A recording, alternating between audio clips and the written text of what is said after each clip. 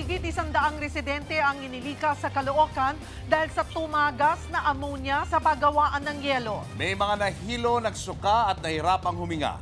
Live mula sa Caloocan City, nasa frontline ng balitang yan si JC Cosico.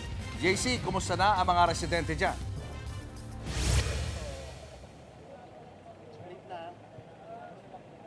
Julius, Cheryl, as of 5 p.m. nga ay pinabalik na nga yung mga evacuees sa kanilang mga tahanan. No? Normal na po kasi ulit itong air quality. Ito nga po yan sa paligid itong ice plant following itong ammonia leak po kaninang madaling araw. Pero alam mo, kanina nga may mga nahilo, may mga nagsuka dahil nga sa masangsang na amoy nito. Bukas ang mga bintana at pinto.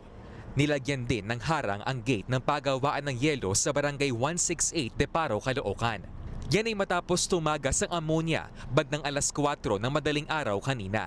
Base sa investigasyon ng Caloocan BFP, nagkaproblema sa condenser machine kaya tumagas ang ammonia na siyang responsable para magyelo ang tubig. Kaya ang ilang residenteng nakalanghap ng ammonia nahilo, nagsuka at nahirapang makahinga. Nakakasulasok na amoy. Sobra. Hindi na matiis hanggang sa sikmura. Laway ang nailabas ko. Bakit? Sa sobrang ang amoy, sinikmura na ako. Yan din ang sinapit ni Mayan Asierda na 7 buwan pa namang buntis. Hindi na talaga kami makahinga po. As in, lumuluha ka, suka po kami lahat nun. Ayun po, yung sa siguro yun, sa nalanghap po siguro namin. Aabot sa 120 residenteng nakatira malapit sa ice plant ang inilikas patungo sa barangay hall. Siyam ang isinugod sa ospital. Bilang solusyon, naglagay na rin sila ng mechanical exhausts para mabawasan ang amoy ng tumagas na ammonia. Suot ang self-contained breathing apparatus, pinasok ng mga tauhan ng Caloocan City Disaster Risk Reduction and Management Division ang ice plant para suriin ang toxicity level sa hangin.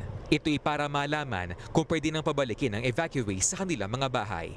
Kung mas tatagal po yung exposure nila doon sa amoy na iyon ay pwede po silang mawala ng malay. Kaya para po sa kanilang safety and security, pinananatili po natin sila sa evacuation site. Pagka yan po ay nasa safe level na po, checkin din po natin yung community kung ano po ang toxicity level sa hangin doon sa residential area. Depende rin sa weather condition. Hindi rin natin masasabi. Minsan walang hangin, mainit ang panahon, pero kakayanin natin sir na mapabilis para makabalik kaagad yung mga kababayan natin.